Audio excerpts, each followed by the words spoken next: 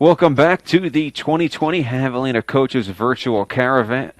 And here on the Mendoza's Pharmacy Javelina Sports Network. Thank you for sticking with us throughout this busy day. And our next guest, the head women's basketball coach here at Texas A&M Kingsville, Michael Madrid. Coach Madrid, thanks for taking the time for us. Oh, absolutely. What a tremendous opportunity that we have as an athletic department to number one, speak with you and get our administrators up here, but more importantly, just to give our fans, our alumni, our faculty, our staff, just an idea of what's going on with Javelina athletics. And it's game day. Honestly, it's kind of like a game day feeling for us, and so everybody's excited, and just appreciate everybody that's been involved in this process. And for all those interested in giving to any of the programs here, including Coach Madrid's women's basketball program, you can visit javelinagiving.org/one-day or text Go Hogs to 202-858-1233. So, Coach Madrid, for you, year one here is in the books. Year two is on its way, slowly but surely. It'll be here soon, fingers crossed. When you're first coming into a program, so many coaches, they talk about they need to build the right culture in a program, and it's hard. I don't know, you would speak to this better than I can. It's difficult to do that in one season. But where do you start with that? What are the things that you do in the course of a first season with a program to kind of lay the foundation for the right culture? Well, I think the biggest thing, regardless of what situation you're in, whether you accept a new job in a corporation or you accept a head coaching position, you want to evaluate everything, And so as we got hired and we were on staff, the first thing I wanted to do was hire a great staff. And so having the opportunity to get Kayla Weaver to come over with me was valuable, not only because she's a really good coach, but she's really good with our players, and she understands the game very well. She was a Division II basketball player, and she just does a tremendous job for our program.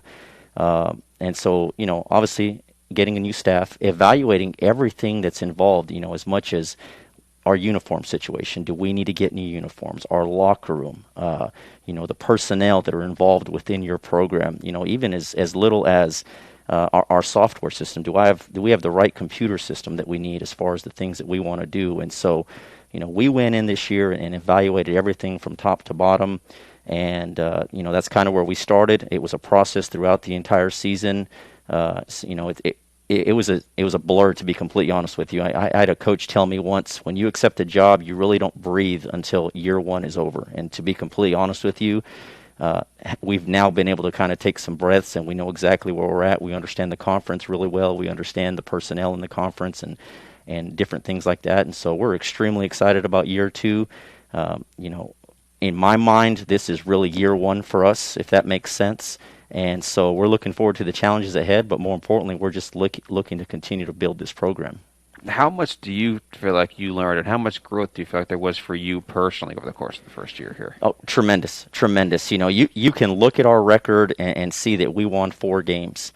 And, to the average fan, to the average person that doesn't really understand the dynamics of taking over a program and building a program, it may look like it wasn't a successful season. But, for our coaching staff, there were a lot of positives, and one of the biggest things I think is I really truly believe, and people may not agree with this, but I really truly believe we did the best job coaching we've done in a long time. We learned a lot about ourselves. We had to overcome a lot of adversity. A lot of things didn't necessarily go our way. We had to overcome some challenges, but our players that were on that team last year, they fought, they never gave up. That was one of the things that I've heard from numerous fans that came and watched our teams play, is regardless of the score, our players competed and they played hard, and we were in a lot of games, and that's exciting. And so that speaks a lot to the culture that we're trying to build here and just where we're going moving forward. You guys it seemed like from day one, you and Coach Weaver were on the recruiting trail, trying to put together the right class of student athletes to come into this program for 2020 and the 2021 campaign. What kind of student athletes, and also what kind of people were you looking for when you were trying to recruit new faces? Well, every coach will tell you recruiting is your lifeline. You have to have good players. You absolutely have to have good players in order to compete. And so from the day we got here, we were making lists of juniors, of sophomores that we wanted to pinpoint that we felt could be a tremendous part of what we're doing here. And so, as the year went on, we started developing relationships with them. We started building relationships with each of the young women with their families. We started kind of painting a picture of what we wanted this program to eventually look like. You know, in our conference at the Division II level, you got to have players that can shoot it. So that was one of our main concerns, is we want players on the floor at every position that can knock down shots. You know, and then aside from that, we want players that have high basketball IQs, that really understand the game of basketball, because we teach the game. We want our players to play freely. We want them to get out there and kind of make reads as far as what the defenders are doing. You know, we wanted players that have the ability to create shots on their own, that can go get baskets if maybe a play breaks down, or something along those lines. And then, you know, outside of that, we wanted young women that understand the value of education, that understand the value of a dollar, meaning if we give you X amount of dollars for a scholarship, you're going to value that, and you're going to put all your effort into your academics, with the understanding that at the end of the day, graduating is our goal. And so just looking for young women that fall into those categories, you know, character, having women that, of high character, that come from winning programs. You know, it's a lot easier to have players that come from winning programs that have had success, because they already kind of understand what it takes to be successful.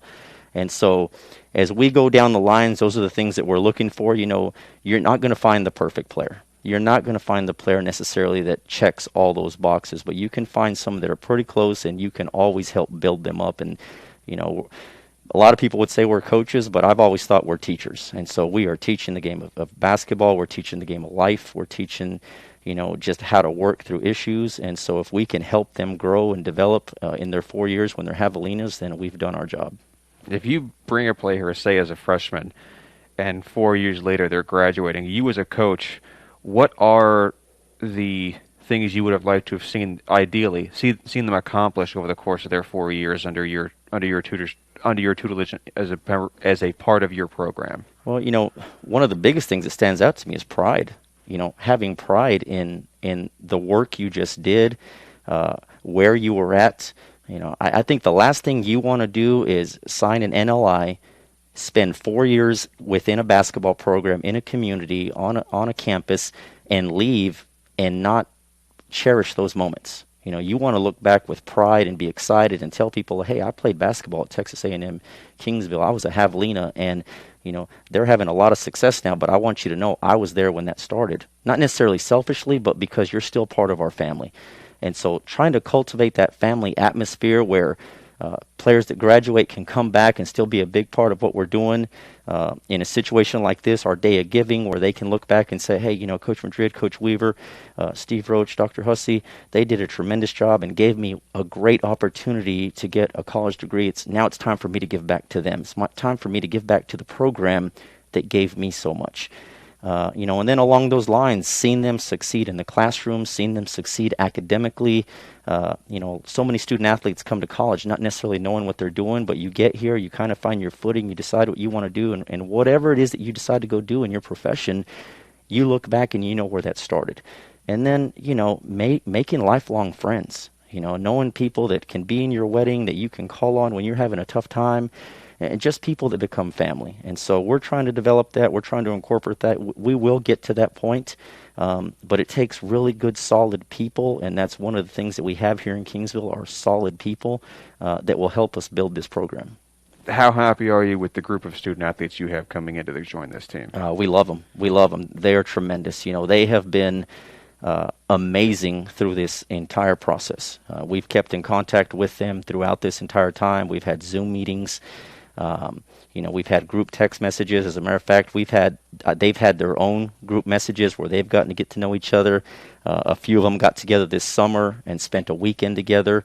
And so, you know, we couldn't ask for a better group of young women right now. And, you know, we're so excited to be able to get them on the floor and start building from a daily process. But kind of like I mentioned earlier, you know, we brought in young women that value academics, that want to get a degree, that have a plan in mind. They can all shoot it. They're all from winning programs, and they all understand and value what Coach Weaver and I are trying to build here. It seems like you and Coach Weaver, you have these values, you have the kind of the ideal type of student athlete that you were looking for to bring into this program, and you weren't willing to compromise on those standards. Do you feel like it's important when you're recruiting student athletes to make sure that you're not making compromises, that you're not letting things slide, and you're making sure that you're bringing in the right sort of person without there being any red flags? You know, it is, and I think every coach would answer that exactly the same way. You know in your mind what you want your program to look like, and so Coach Weaver and I have worked together for quite a long time. We know exactly the type of player that we're looking for in terms of a skill set, how they can be on the floor, how they interact with each other, and so through the recruiting process, we don't call on the first day and offer them a scholarship. I think that happens often in our profession. We call and get to know them. We want to get to know them. We want to talk to them. We want to feel them out, kind of see, is this somebody that's going to feel into our program, that's going to gel, somebody that we feel is going to benefit our program tremendously. And so, we look for that. I told our players the other night, when we get recruits on campus, it's because Coach Weaver and I have done our job. Now, when they're on campus physically, it's time for our team to do their job. And what recruits want to see when they come to a campus is they want to feel a family-type atmosphere. They want to see strong interactions between player to player. They want to see strong interactions coach to coach, player to coach. Ultimately, we want players that want to be here because they want to be here, not because they feel pressure, but because when they step on this campus and they see how wonderful our players interact with one another and how much fun they're having with one another and how excited they are to be here, that when they get in their car and drive off, it's a no-brainer. Hey, I want to play with that team and I want to play for that coaching staff. When the stars all finally align, where does the preparation for the next season start for you guys? It started back in March, honestly, with just talking to our players and communicating and Zooming with them. And, we just constantly are talking to them about building relationships with one another. One of the biggest things about being on a team is you want to trust one another. And so, I know our players have been super active in terms of trying to stay in shape and do the things that they need to do necessarily to get on the floor and be ready to go. We're hopeful that in the next couple of days we can get the green light to get on the floor and start, working out, get in the weight room and start lifting and do some conditioning and things like that. But, with our schedule being sort of delayed until January, this isn't a normal situation where you're getting in from day one and, hey, let's go at it hard. We're going to slowly progress into this thing and allow them to kind of get in shape without having injuries and kind of go from there. And so, once we get the green light, we have a plan in place, how we want to implement it, and it'll be exciting to watch them develop throughout the year. When we finally do have that first tip-off, hopefully in January, whenever it may be, how high will your expectations be for this team? Our expectations are high no matter what. I mean, they're good. We fully expect. I don't know why you play if you don't expect to win when you step on the floor. And so, regardless of who we're playing, that's going to be our expectation. But more than anything else, we just want to see them compete. We want to see them develop. You're not going to win a championship on the first practice, and you're not going to win a championship the first night. But if our goal every single day within this program is to go 1-0, then that's what we want to do. So the very first day we can get on the floor and go 1-0, that's what our goal is going to be. The very first night we can throw the ball up. We want to be focused. We want to be present mentally, and we want to try to go 1-0 that night. And if we can put together a lot of 1-0 nights, we're going to be pretty good. If you were to put together the ideal culture, the culture you have in mind for this program, what would it look like? It's a team-driven idea. Our hashtag is have courage, and I think to most people, you can see, well, courage. Well, what does that mean? Well, for us, it means a few things. And this is what we've talked to our players about in the recruiting process. This is what we've talked to them about just when we have opportunities to Zoom with them and talk with them. But for us, have courage means a few things. Number one, it's having a fear of failure. Knowing that, maybe you get an opportunity to take the last shot of a game and just, having the courage to take that shot. Or, even if it's in a class and you got to stand up and give a presentation, that's something you don't enjoy doing. Let's work on the courage to be able to do those things and overcome, some of our fears, regardless of what that is. Being able to be uncomfortable. I think so many times we live our lives in just a comfort bubble and we're afraid to get out of our comfort zone. And so, them choosing to come here, number one, was getting out of their comfort zone. But even while they're here, going and meeting new people, taking a class maybe you're not comfortable with, going harder in a drill than you've normally gone, just putting yourself in that situation, because we grow when we're in uncomfortable situations. Standing up for what you believe in. And I think that's one big thing right now, especially as we try to build up young women into being strong, powerful women as they go on and leave from here. We want them to stand up for what they believe in, but be able to do it in a way that's not going to be destructive, and in a way that they can communicate with one another. Being able to overcome some adversity. Things aren't always going to go our way in life. We're going to struggle through a class. We may struggle through shooting one night, but being able to learn from that and move forward. And so as we talk about have courage and we start to implement some of those things into it, that's kind of what we think about when we think about our program. But as long as it's player-led and they understand the value of what we're doing day in and day out, we're going to have a successful program.